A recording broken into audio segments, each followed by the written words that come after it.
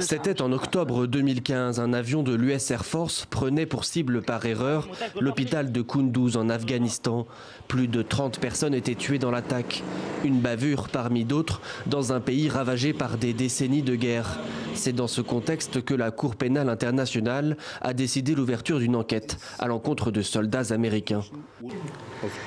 Il s'agit de crimes présumés ayant trait à la torture, au traitement cruel, aux atteintes à la dignité des personnes, au viol et d'autres formes de violences sexuelles commis dans le cadre d'une politique par des membres de la CIA.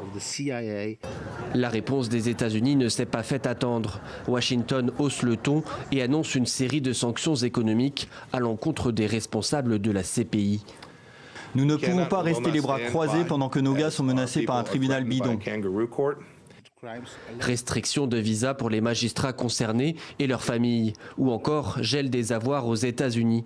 La riposte n'est pas sans ravir en Israël Benyamin Netanyahou, dont le gouvernement fait lui aussi l'objet d'enquêtes pour crimes de guerre dans les territoires palestiniens occupés. La CPI invente des accusations farfelues contre Israël.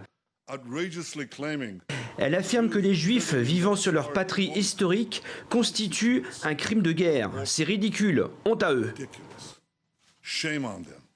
Ce n'est pas la première fois que Washington menace la CPI, mais jamais le gouvernement américain n'avait franchi le pas des sanctions.